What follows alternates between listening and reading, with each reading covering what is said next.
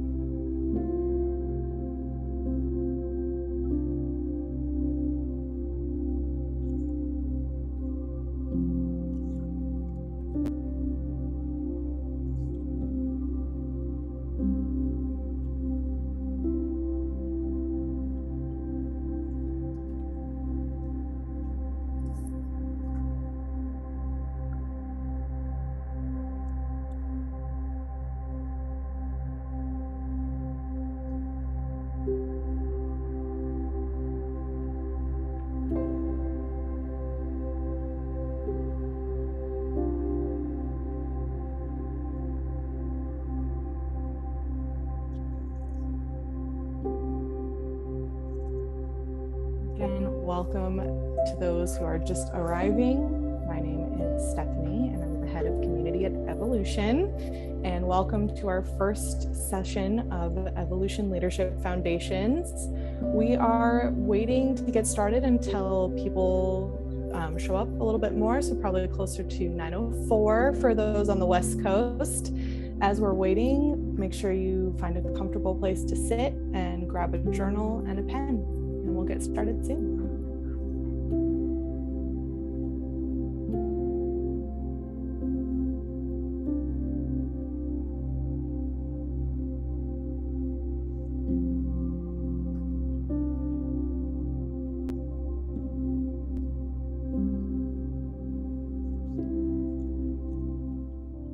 Okay, we're going to take the tempo up a little bit because otherwise we might put you all to sleep here.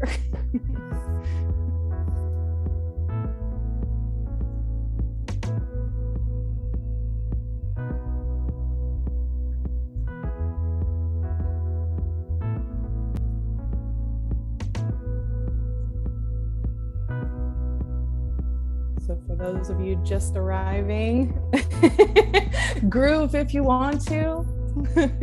I know we are a little bit over here, and we'll get started in about a minute here. So make sure you have a journal and a pen handy, get settled, and we'll kick off in about a minute.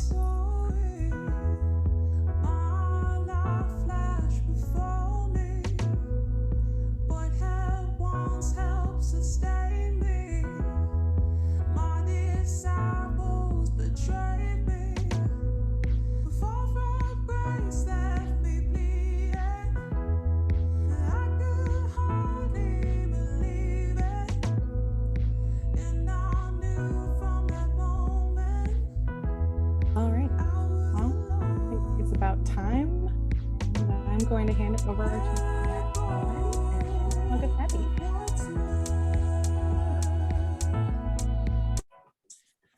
Yeah, welcome everyone. On behalf of everyone at Evolution, very, very happy to be with you and to be starting this. This idea was really born at the end of last year as an arc of Evolution's journey, and really the first time where we've really gone public with a lot of our deeply held beliefs, although if you've worked with us, maybe you've experienced some of them, but we decided based on our now almost 10-year journey to put all of our thinking about leadership and how we approach in one place and offer it, and really with the endeavor of creating a community that is having this conversation with us about human development and the evolution of consciousness and business as an evolutionary force. These concepts that sometimes don't show up in our client work, not because we're afraid of bringing them in, but just because the immediacy of working with all of you, many of you, requires us to really match your context as appropriate. And so the intention here is really to just have a really good conversation. We're going to be relatively informal.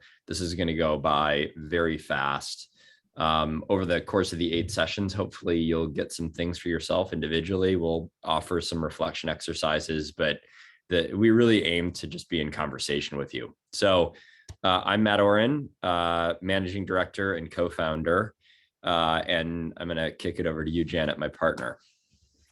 Hi, everyone. Welcome. It's lovely to be here with you. So I'm Janet Logothetti, principal managing partner, and I've been part of this, what I like to call this experiment of this entity of evolution for several years now. So it's really great to be here with all of you and have a chance to share some of our points of view and our kind of underlying orienting frameworks and ways of being. Yeah. So just a couple of things, really invite you to get present, so to speak, if you want to noisy that text thread with all of your friends, or unmute that noisy text thread with all of your friends and turn off your email and your input. So you can really just give yourself the gift of 50 minutes with us here. Also encourage you to take notes and reflect in that way. We know in adult learning, the more things you can do, even if it seems like perfunctory when you're taking notes, the more the information integrates. So little things that you're picking up on. And we're actually going to invite you to look at 2 separate or maybe the same leadership or personal situations that you're in, and use a few of our models as a way of filtering. And so the other thing is there will be some slides. It's going to be relatively slide light, but if you'd like, you can also listen and stare out the window, maybe at whatever beautiful thing you're looking at, whether it's a beautiful building or the outside. If you want to take us outside with you and you really want to kind of do this podcast style, most of what we're going to be teaching, you'll be able to just listen. And so, yes, we're going to have some things. And in fact, when we put slides up, the imagery is meant to evoke in a very evolution way and show something that is really beautiful for its own sake versus, a text dense slide. And so that will be, kind of your experience. But as it is, really just invite you to just, settle in and relax. If you have questions, if you haven't been a part of the Zoom seminar series before, you can put them in Q&A. So you'll see that little button. And then you can also, in chat here, put thoughts as you will and whenever you want. Just know Q&A, it queues it up for us. So we'll be able to actually see that. If there's a live chat feed, sometimes we'll miss it. But that being said, one of the big things we're into at Evolution, we're going to take a step here and then we're going to do a little exercise and kind of really get into things as a check-in. And the beauty of a check-in is that it allows you to, number one, context switch from wherever you are. We know it's really good for the brain to pause. It's almost like dumping your CPU and refreshing your cache. And it allows you to get present and access data that you may not have access to if you're moving really fast. And so our check-in prompt is really, what are you present to this morning? And that means it really can be spirit, mind, body. It could be something physical. It could be something emotional. It could be mental, your thoughts, spiritual elements, the things that you kind of connect to. So however you would answer that, we would encourage you just maybe put that in chat if you're willing. Just check in with a line or two around how you're checking in and what you're present to this morning.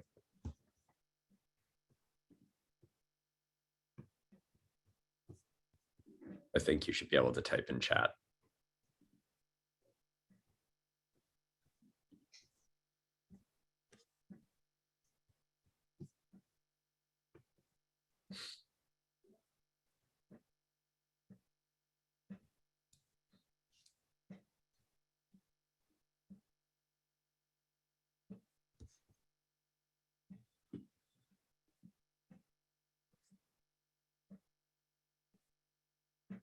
Yeah.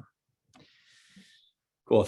And if you don't want to check in, maybe it's a great journaling prompt to do at the beginning and or end of every day. Again, if you're me, a lot of times I'm living outside of myself and not inside of myself. And a lot of our conversation is beginning to build an awareness of who we are, where we're going, and with whom.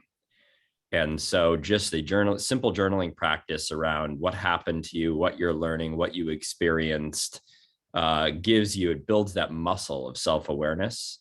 You can do it. And if it's with another person, a friend, or even your team, it's an even more powerful tool. It's quite simple. Yeah, great to see everybody. And lots of old friends too. Some of you we haven't seen in a while. It's really heartwarming in the sense that we do have a community. A little bit about us. We've got, I think now, over 150 clients, primarily venture-backed companies in growth stages. And we have really built our work over time with our clients. And as I say, now our journey is taking our almost 10 years and saying, and bringing it to the world and actually creating a community with more events, things like this. And we'll talk more about that. So great. Wherever you are, we welcome you. So I am going to share a few slides here, although, like I said, if you're staring out the window at something beautiful, I encourage you to do that as well.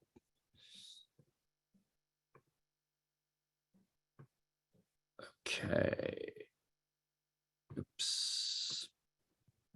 All right. So we are also big fans of mindfulness and meditation. And so what I'm going to have you do, if you're seated, to take on what we call a posture of nobility. You can also stand if you'd like. And this posture should be one that is relatively regal in nature. So feeling a sense of dignity in your body. If you think of a sovereign queen or king, they were rarely slumped and they were also rarely rigid. And so that usually means your shoulders are a little, further back maybe than you would. It means your spine is relatively straight, feet on the floor, hands on your knees. If you would like, you can shut your eyes, or you can find a spot maybe 45 degrees in front of you if you don't want to look at your computer, maybe somewhere else. If you're able to shut your mouth, shutting your mouth, resting your tongue against your upper front teeth, against the roof of your mouth, and just becoming present, slowing yourself down, not needing to do anything. And first becoming aware of your environment. So feeling the temperature of the air on your face, hearing the sound of my voice, the ambient noises from the next room over, feeling into the space around you.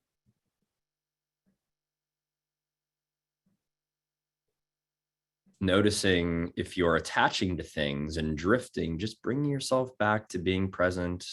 Always a simple gentleness, not judging yourself if you're having trouble being focused. And then with a breath, becoming aware of what is inside.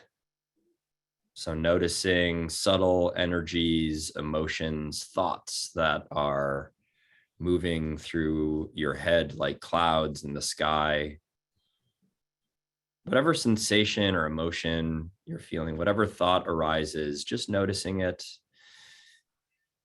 Maybe even giving it a simple name and just letting it pass like a cloud moving in the sky, and returning back to just being pure awareness and presence.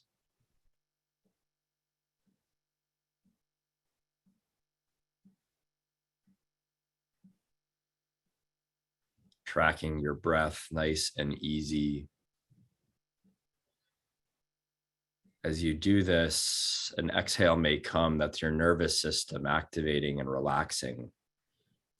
Feeling your energy begin to drift down from your head like the snow in a snow globe, or dust motes in a sunbeam, drifting down from your head through your body. As it does that, it enlivens your entire body, moving all the way down to your feet and piling up in a nice, pleasant and heavy gravitational sensation, anchoring you to your sit bones and your feet.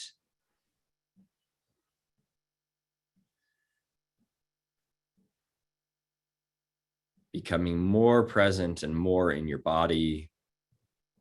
still aware of your surroundings, still aware of sensations arising in you.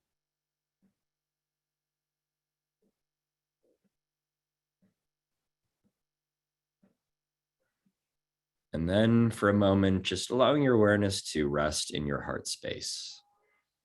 That space around your heart, that bundle of nerves and energy, and feeling into that place. Some say is the deep center, some say is your deep resonance, your connection, one of your connection points to the divine, and just feeling that.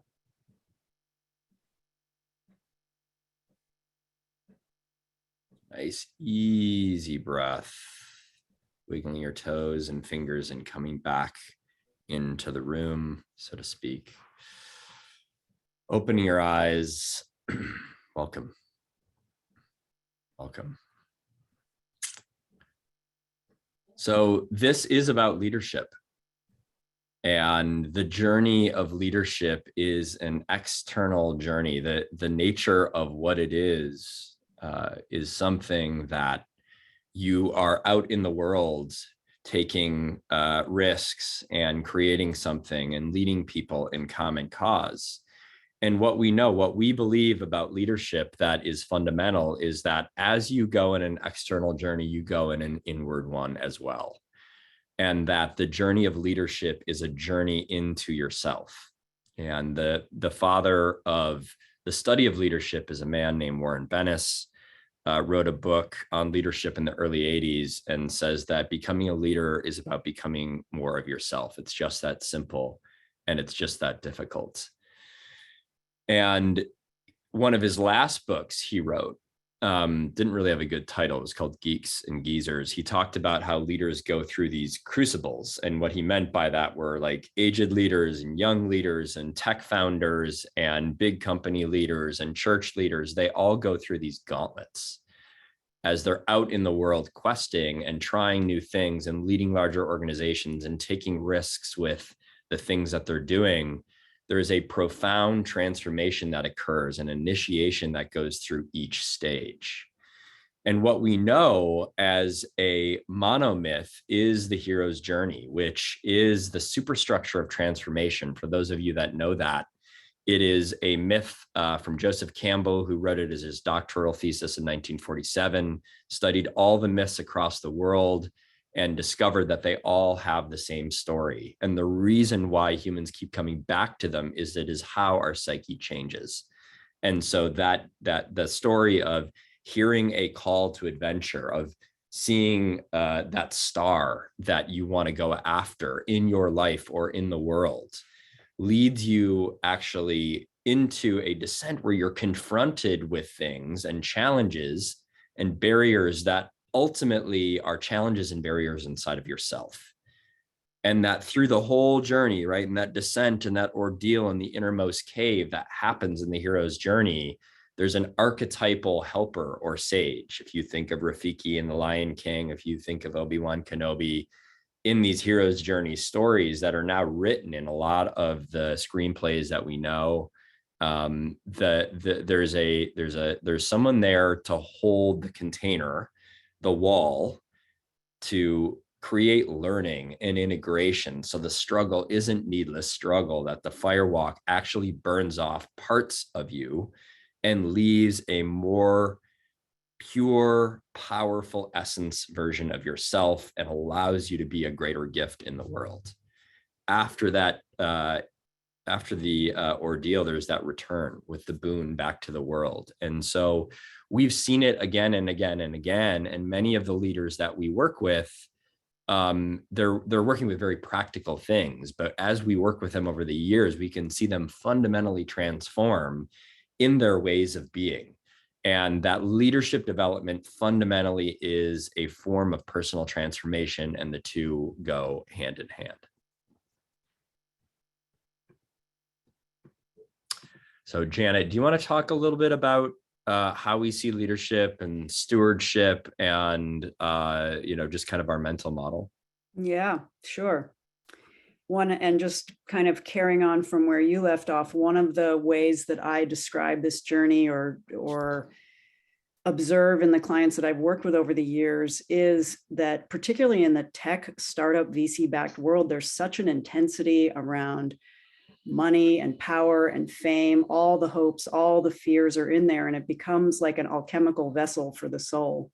And just like steel gets stronger in fire, so too perhaps does the soul. And so in that sense, leadership, if you choose it to be such, really is a spiritual journey. It can be.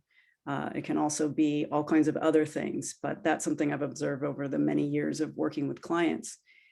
And so, what do we think about leadership? One thing I'm thinking about a lot, perhaps many of us are, given the context in the world right now, is what does good leadership mean? And what kind of leadership does the world need right now? So I think one of the points of view that we hold, as Matt was reflecting on or sharing, is a leader becoming more of oneself. And what does that mean? I think we hold a point of view that at the deepest core, underneath all of the shadow, underneath all of the stuff, there is basic goodness. So in that sense, in a most fundamental way, being a leader is healing and integrating and exploring all of the wonder and the layers of what makes us human to this core of basic goodness. So I think that's one key piece there. Certainly, we can say that being a leader is having an impact in the world, hopefully for the good. And having a vision for that. So the leaders we work with, the way we lead our families, our communities, our organizations, there's a sense of calling to not just be in one's own world, but to have an impact and a positive influence and impact on others with some sort of vision. One thing I think about with vision as well is, yes, having a vision, but also being open and aware to what's wanting to happen and sensing and responding into the natural phenomena that's occurring with a basic trustworthiness. So there's vision, and there's also attunement to what is wanting to happen. And part of that impact, of course, is dependent on motivating and inspiring others around us. And I remember one of my clients, who perhaps is on this, watching this, or at some point will, I remember a moment in our coaching over several years where she came to this awareness that her job has shifted from managing work to leading people. And particularly as one goes into increasing levels of responsibility in an organization, that movement is really significant, moving from being an individual contributor with tasks to a manager of managing projects or work, to really elevating to becoming a leader of people, which means inspiring people and motivating them towards a common vision, a common good that's in alignment with who they fundamentally are and their values and what matters to them. Stewardship is a word we could also use with that, of stewarding a group of people, stewarding a vision, sensing and responding to what's wanting to happen, and stewarding that phenomena. And I think the final thing I'll say for now is related to when Matt invited all of us into a meditation, is posture, and posture meaning our literal posture in our bodies, and the sovereignty that is built naturally into our physical form. So in Eastern traditions, it's often said that humans connect heaven and earth. And there's a way that our alignment of our bodies, when we are attuned to it, has a quality of dignity and a quality of sovereignty. So certainly an important aspect of leadership, good leadership, is a quality of sovereignty that's sensitive, that's responsive, that's attuned to basic goodness in oneself and others.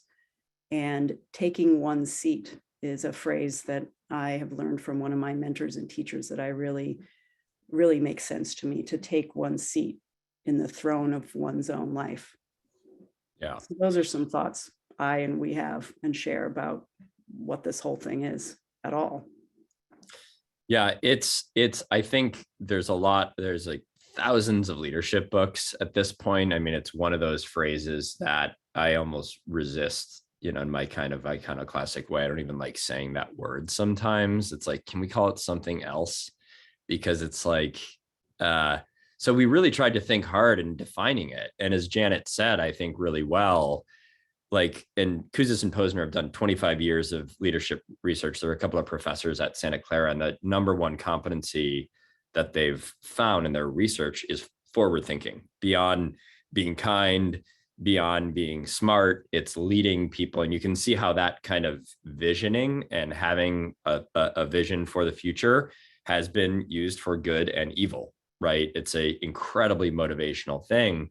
But most leaders in the world that I personally want to live in are not Steve Jobs or Elon Musk or Larry Ellison, who are, notoriously visionary, but not great stewards of people, right? Which is the other part of it. It's like the vision and then having the human skills to know how to bring sometimes thousands of people along with you.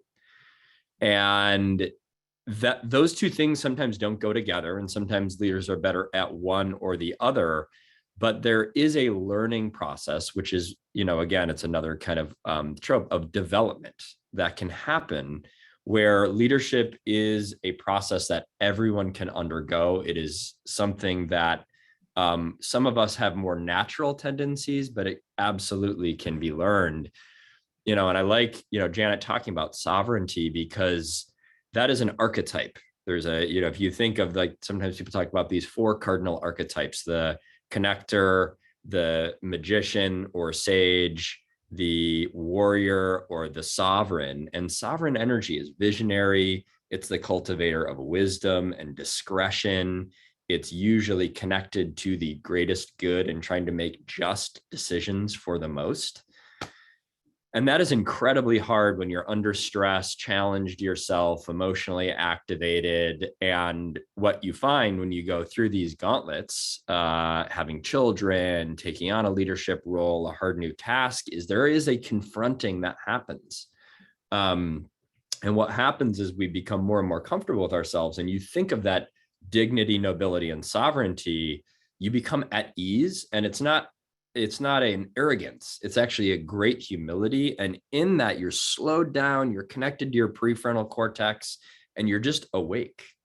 And so, but most of us, if you think of the developmental stages, have to kind of go out in the world and make it our own. And the irony is we don't actually have to do that, because what happens is we go on this journey, just like kind of the journey of there and back again. And we find we back at the fire, the same thing, right? But we had to go out in the world and make it our own. And it makes me, there's a poem by David White that talks about that process as leaders develop. And it's called In the Beginning. And it goes something like this: sometimes simplicity rises like a blossom of fire from the silk of your own skin. You were there in the beginning. You heard the story. You heard the merciless and tender words telling you where you had to go. Exile is never easy, and the journey itself leaves a bitter taste. But then when you heard that voice, you had to go.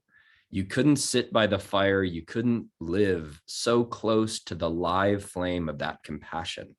You had to go out in the world and make it your own, so you could come back with that flame in your voice saying, listen, this warmth, this unbearable light, this fearful love, it's all here.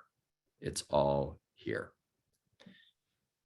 And so I just think it's such a beautiful metaphor of founding energy, of initiation, of saying there's something I want to do in the world, right? Which is the impulse of leadership that's different than just healing, right? You may be healed, but the healing is in service of doing something in the world, which is why we're all here and compelled to do the job and work with many of you, is to help you integrate yourself and to go on your journey, holding up the mirrors. You're learning about things of who you are and what you want in the world, so you can be a more potent version of yourself.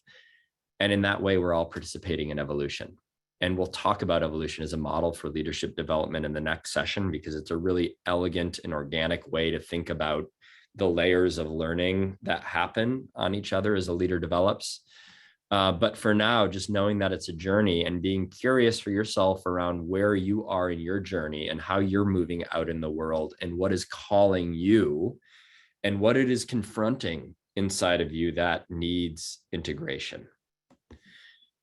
So there's a very potent and powerful journey that we're all on here. And one of the things that, when we pivot to talking a little bit about leadership developments, right? We talk about this sense of openness, of adventure, of cultivating both the childlike wonder in the adult maturity and sovereignty of wisdom. And to us, finding that paradox inside of ourselves, over the course of our lifetime is the great journey that we're all on, is to find wisdom, to be able to lead with discretion for the greatest good, and still retain that fire inside of us that is curious and alive and vital.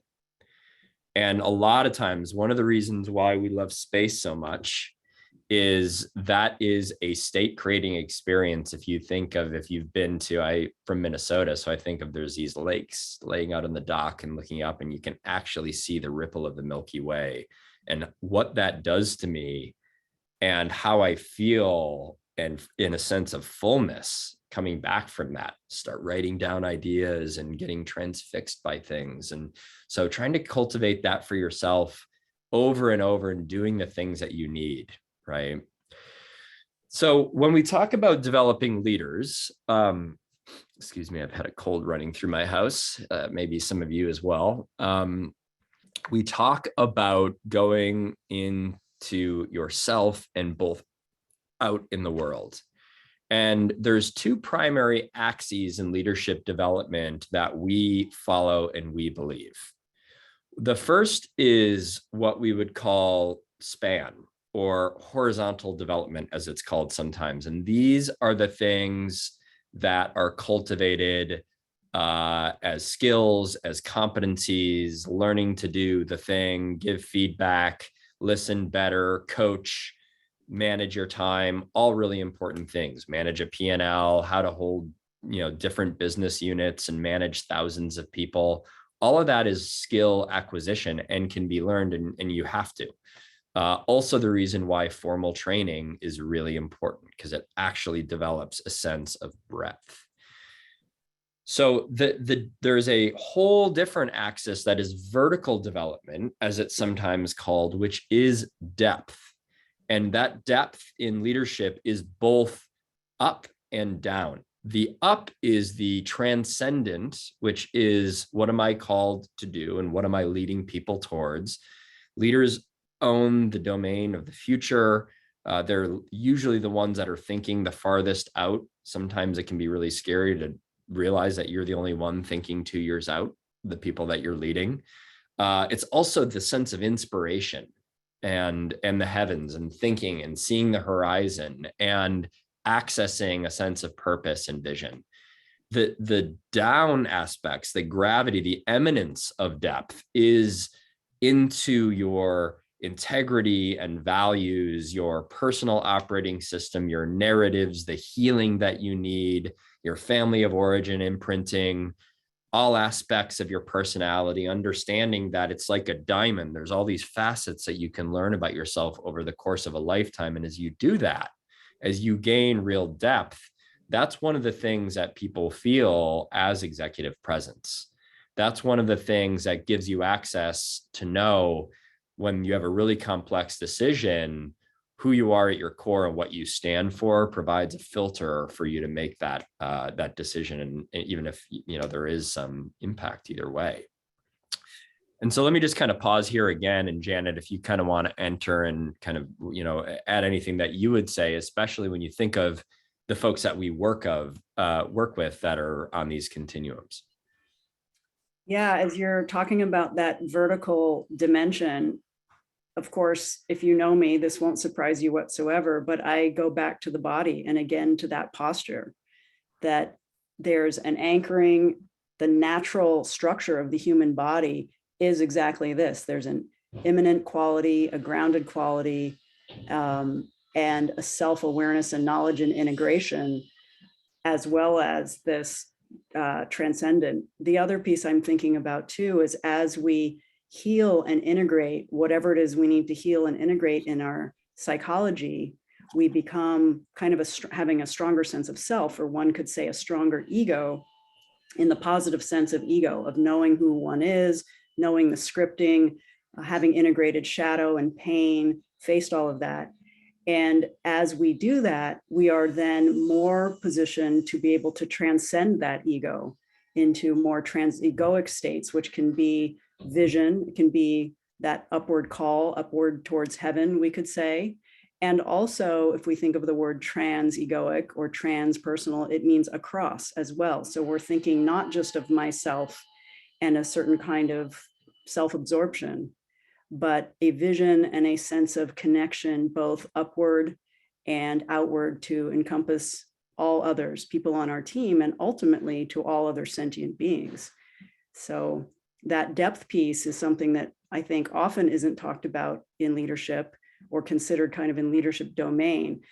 Being a good product manager, developing a product strategy, knowing how to give feedback, et cetera, all of those are the span and the breadth of leadership.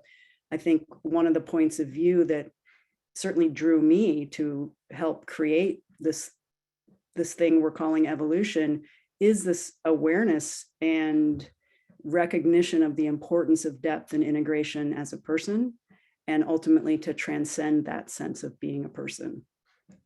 Yeah, but we do say, at times that, we're hopefully helping people become better human beings. And the ripple effect of that is ontological, in the sense that as they become better in one place, they become better in all places. They become better community members and spouses and parents. And that line is incredibly blurry, and in fact doesn't really exist between who you are really as a leader and at work and in life. And so we think there's just utility to talk like this.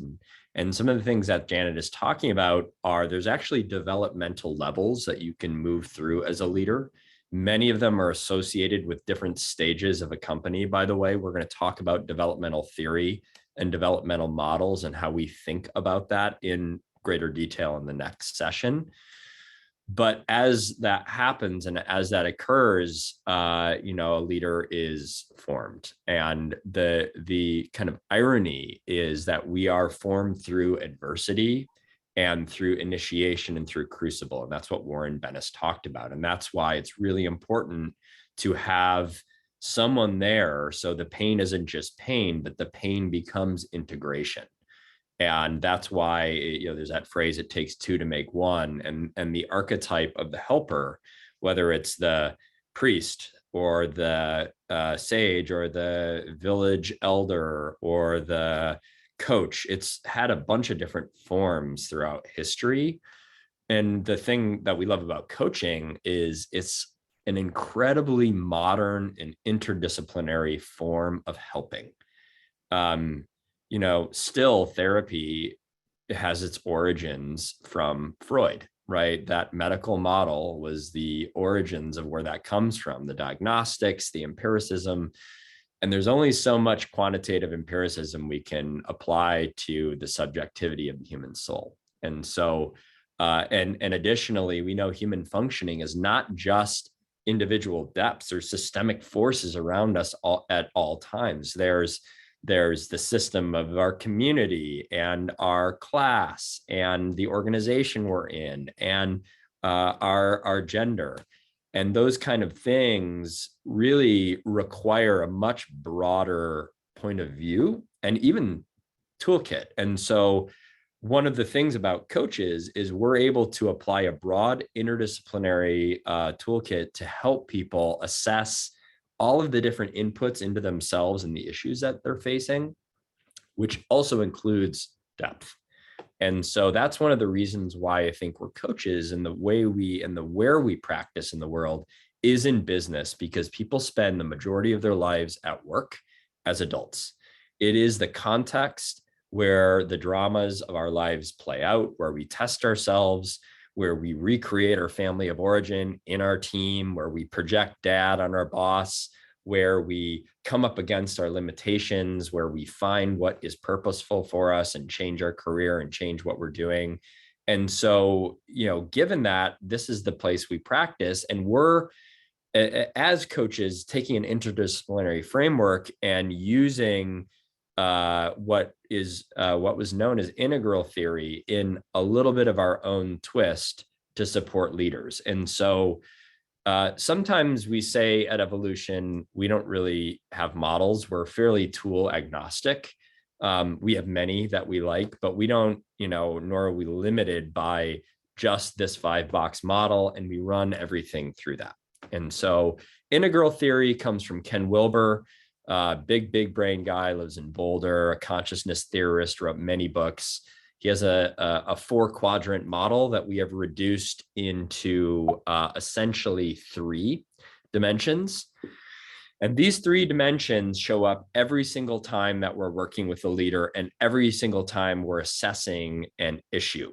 And again, it's like, this is saying this is a model, saying like oxygen is a model. It's simply just a way to cut reality. And it says that in any moment, there's an individual aspect presenting. So that is both the internal subjective aspects of the individual. So that's my beliefs and my feelings and my narratives and my mindsets about how I see myself in the world. There's also an objective aspect of the individual. There's my behaviors. You can see those things. There's my personal processes, like how I use my time, what my calendar looks like. If I'm struggling with something, I can think about what's the I dimension in this? Like, what am I bringing to this that I might need to shift, that I might look at about how I'm contributing to the conditions and problems? How am I complicit in those kind of things and actually enabling or creating them? That is held together by a web of relationships. If you think of an issue, it's rarely just a static individual. There's another person on the other side of that. So there's a relationship dynamic, there's a communication norm, there's a pattern, there's a quality of trust or not. There's also, at the greater kind of we relational dynamic, there are team dynamics, there are cultural patterns, and we can also look at how that is intersecting with the issue and how I individually are contributing to those. And then lastly, there is the technical, systemic, process-oriented. This is the product itself, the system used, the management process, the clinical or technical aspects of the thing. So we know that most of the folks in business that we work with live in it for good reason. And most management consultants, they focus on it, the strategy, the org design, the process, the metric.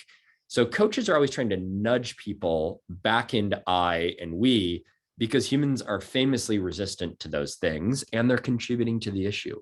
So we think it's an incredibly holistic and somewhat elegant way to look at an issue and to look at all the forces that might be contributing to that issue. And so what we're going to have you do, if you want right now, is think of something that you're facing in your life or your leadership. And if you'd like, you can just kind of have 3 buckets on a piece of paper, 3 sections, and just journal a little bit what the underlying implications from I, we, it may be, what you're bringing to it, what the relational dynamics of that issue is you're facing, what the technical or systemic aspects of that, and just see if you can't draw the line between those dimensions. Yeah, some questions. It collapses its exactly. A Theory of Everything is a book that we have everybody read when they come into Evolution. It's probably the simplest. Wilber gets very, very, very dense. And just as you're reflecting, we're not going to have a ton of time, nor are we going to report out. This is maybe something you can do after the session. Janet, anything that you want to add about I, we, it? Yeah, just a couple of things. What I and clients have found is it's a fantastic diagnostic of where to intervene. Where's your highest leverage point? So if you're a leader of a team, for example, and the team is underperforming or not meeting the metrics of whatever that is, the instinct is to go to the it. Well, we need a new process, or we don't have the right people, so we need to reorg, or we need to exit people and bring new people in. And sometimes that's right. Sometimes that is what you need, or a new strategy. But sometimes all that's fine. And what you have is a culture of lack of trust, or even worse, kind of sabotaging each other, withholding information, or coalition building. So sometimes the most important and highest leverage intervention will be on the we dimension, a team offsite, or working on values, or simply some one-to-one knee-to-knee conversations that need to happen. But sometimes it's really on an individual level, either yours or someone on your team. Is that person feeling aligned with their personal values? Is this work meaningful to them, or is it boring and uninteresting? How are they doing in their family life? So sometimes the most useful intervention can be at the I dimension for you as a leader to check in. So a couple of things. One, it's a great simple model to share with a team because it allows you to speak in shorthand with each other. And also it's a great diagnostic of where is your highest leverage intervention. It's not always on the it dimension. I think we at times at Evolution fall in the trap of over focusing on I or we, and then we realize it was actually an it thing. Recent example of a couple of the managing partners were trying to help another partner, and what happened was it really probably should have been a one-to-one conversation, but we formed a group, and the group had its own little normative energy and closed itself in this closed loop conversation. And then we kind of missed the person and tried to intervene, and it didn't really go well in our fix. And we're looking back at it and we started to unpack it. And it was like, number one, we realized that we had disconnected, and like our norm, the communication pattern was completely suboptimal. Number two, we all had our own individual issues, right? I was like totally driven by a sense of maybe anxiety myself. Others had other things. We realized how that, contributed to the collective bubble that had formed. And then kind of the gong that went off at the end was the process was suboptimal. It should have been the it dimension process would have solved the entire thing if we would have initiated it with me and this other person first. It would have solved a lot of the messiness. We wouldn't have formed this bubble that then was driven by our own individual anxiety and contributed to the problem. And so we unpacked that, and we've kind of learned, and we're not going to do that again, right? And we can kind of unpack it. It was elegant, and it wasn't just it, and it wasn't just I, and it wasn't just our we bubble. It was all of those things. And so we use it too. And it's really humbling. And a lot of times it's fascinating to see which lever you can pull. Yeah. Okay. So I always like to say at Evolution, similar to depth and span, because I think you could probably say this is like the span. If you can imagine this in your head, if it isn't too early for you, each one of these, it also has depth to it. There is a root under all of these that drives how it expresses on the surface. And so at Evolution, the x-axis of dimension is overlaid with the y-axis of levels, okay? And so, Jen, do you want to tee this one up, or I'm happy to? Yeah. Great. We can partner on it. So the 3 levels, and we can also consider this in a way a journey, but we'll start with just sort of some definitions. We call this the be, do, have model. So the notion here is that if you want to have something, so this could be whatever results you want, metrics, whatever, it could be a sense of fulfillment, a sense of effectiveness, whatever it is, you want to have something, you want some particular result, you have to do something. So those could be actions, those could be conversations, those could be behaviors, processes, implementations, whatever it is. So that's fairly obvious. If you want to have something, you usually have to do something. And that's what is very visible. We can sort of observe that. We can observe the behaviors and we can observe the results. Underneath that is what we call the being dimension. So these are ways of being, and these are the narratives we run, the scripts we run, our personal operating systems that often we are completely unconscious of. We're just running scripts and not realizing it. Mental models, even one could say one sense of well-being or health, all of that feeds how we do things. So, for example, you might have a conversation and say something, and if your state of being and your mental model and belief is this person doesn't know what they're doing, whatever words you say are going to come across in a certain way. Whereas if you have a mental model of openness, curiosity, then you might say the exact same words and it'll have a very different impact. So Matt, maybe you can take it from there. And Yep. One of the things, we actually have a process, there's a self-guided coaching process called Traveling the U, which you can actually use over and over and over every time you face a tricky issue. This also has great utility. You can do it with somebody else, it makes it even more powerful. You can also do it with yourself, where you take the result that you're getting that's suboptimal, you think of the result that you want. And what we know is like white knuckling will only get us so far, right? Of course you want to do something different. Like, this isn't working, I got to do something different. A lot of our first instinct, I'm going to toggle back and forth. Hopefully it's not distracting. Just because I want you to be able to kind of see the words too. So you think of like, okay, what do I need to do differently? And, what we know in behavioral change is, well, I'll give an example. You go to the gym on January 1st, it's full. You go to the gym on January 20th, it's 25% full, right? Now, if you're one of those people, right, you're just like, you make your New Year's resolution, you try to do it and then it doesn't work. But if you have a health issue, if you're going on a beach vacation, if you've gotten a bunch of feedback, which would not be good, maybe that's a bad example. But maybe self-feedback, maybe that's a more compassionate way of putting it. You're going to be motivated to do something different, right? You're going to have, there's an impulse that is a little deeper than just like, I want to do something different. So behavioral change is really motivated by emotions and what lies in the depths, including our mental models and narratives.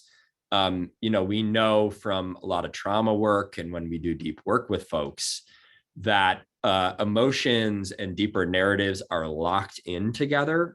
So a lot of times when we're working with a leader of like, okay, who do you want to be, in the world? What do you want to do? What do you want to have? When we get down to that, the level of their ways of being, there's a tenderness to it. There's an intensity to that level of inquiry, but we think that is one of the differentiators of true leadership development that has depth. And so, when we travel the U, we look at the results, we think of from an accountability standpoint, what am I doing or not doing to support this? What am I accountable for in creating the conditions that that I don't like? And then what is the part of me that is driving me to show up that way? What can I learn about my narratives, my imprinting, my projection, my subconscious, all of that, those depth. And then in that, right, this is where the true transformation occurs. And by the way, this U mirrors the hero's journey. This is literally the hero's journey, like from Joseph Campbell, right? Is what's the reframe of that part of myself? And that's where in the hero's journey, there's a moment of apotheosis where the person becomes godlike or divine because the realization that they have of themselves is of inherent wholeness, of goodness and integration. And so what was pain and maladaptive gets integrated and healthy and vibrant, which then supports new actions, which are fundamentally more sustainable.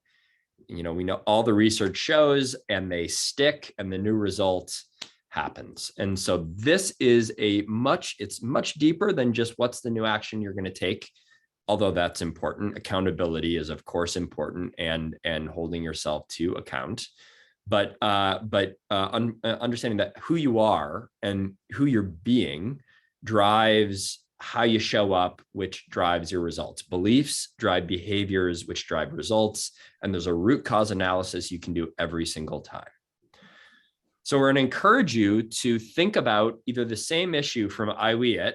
And by the way, IWEAT all have their own be-do have. Even when you think of a system that's not working, drill into the root cause. You can ask why 5 times or whatever to get into the root cause of that. But think of an issue that you're facing personally or as a leader and just go down the U, or even just do one side of the U, the left side usually first, and thinking about what's the result I'm getting, what am I doing? I know it's seductive to talk about the other person. And then what is driving that? What is it about me that's driving that action? Let's see, I think we have maybe some questions here. All right. For a future session, I'm curious about your model of motivation within leadership. Do we lead by inspiring, tapping into the existing motivation of those we lead, by attunement, or by giving voice? So often managers thinking motivating only means incentivizing rewards and punishments. Yeah. Leadership is fundamentally social psychology, right? Warren Bennis was a social psychologist. Kurt Lewin was a social psychologist. It's influence, how people influence other people, right? That's the deeper study of it. So it is deeper than kind of Skinner-like, behaviorism, rewards of like, here's the brass ring. If you do the task, you get that, right? And so motivation in our world does come from within. On all leadership is from the inside out. But I think something that Janet said, that there is a way of sensing and responding to the moment and to watching the phenomenology of what's happening in the person, in the situation, and following that and attuning ourselves to that also occurs. And that is in direct paradox with the more deductive, who am I and where am I going, and what's a purpose we can put on the wall that'll fire people up, is the top of the mountain, right? And so the deductive and the inductive aspects of leadership are always happening in concert. That's also the dance of the cosmos, yin and yang energy. We are going to talk a little bit about that in a future session, but it's a big question. Janet, anything you want to kind of add in a minute to that one? No, I'll hold that for now. We have 7 others. Deep questions. Mm-hmm. Okay, so I think we can start bringing this to a close and talking about the rest of our journey. Janet, is that good? Anything else you want to kind of add before we move on? No, I was thinking of an example of traveling the U, but I'll find a different time to bring it in. Yeah. That there are many of those. I have like a 20-second one. Think of the classic engineering manager that can't stop coding. This is a real example. Every single week, accountable. I'm not going to do it. Code. I'm not going to do it. Code. I'm not going to do it. Code. And then finally, I drilled. I was like, "What is going on?" And there was this moment. Pause. Not a very emotional guy. Tears up a little bit. All of my value comes from doing the thing, right? Gentle moment. Where might else you find your value? Helping the people do the thing. That's my role now. Eyes. Next week, no coding, right? It's stuck. And so that was like, and that happens all of the time in our work, right? And it wasn't just stop doing it. It was like this awareness of who he was and where he got his value. How was that for a quick one, Janet? That was a good one. Okay. She has like a million of those, the two. I've told that one a bunch though. Okay. So I think so encourage you to journal the I We It, use this. We again have a self-paced one as well. Just a little bit about where we're going. The sessions are going to get increasingly, as I say, hardcore. Like we are going to talk about spirituality. Janet will talk at length about Buddhism here and later. We're going to talk about the Jungian concept of the shadow. We're going to do a full-on meditation training, talk about the dimensions of self-awareness, break down what presence is and somatics and the body and how it shows up and the details, etc. We're also going to talk about ethics and taking a stance as a steward. We're going to talk a lot about in the next session, human development, developmental theory, and spiral dynamics, which is a big kind of model that we use for organizations and individuals. So we really encourage you to show up and be on the journey with us. We'll post some of these videos.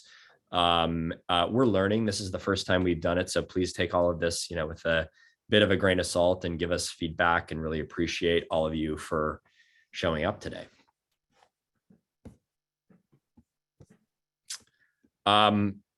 The only other thing that I think is important to mention is we are relaunching events, and we have a event based on the hero's journey that you can attend called Deep in Maui, September 21 through the 24th. If you'd like to sign up, it's also on our website. Highly experiential and inductive journey that includes deep purpose and emotional integration work. It underpins a lot of the depth practices that we think about with leadership. And we're going to be having a meditation retreat called Restore, and a bunch of other partner-led events and coaching circles if you want to find us on our website. And I think that is it. Thank you so much, everyone. Really appreciate you, and really encourage you to have a great weekend and be good to yourselves. Thank you, everyone.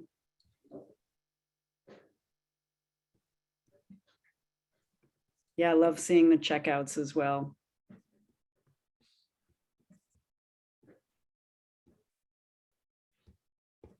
That's great.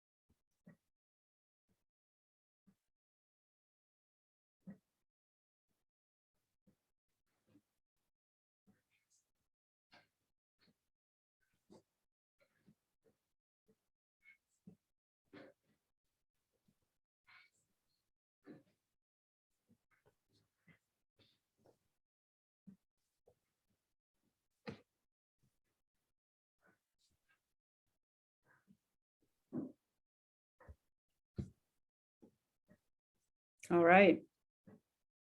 So we'll close for now. Yep. See you next time. Thanks, everybody.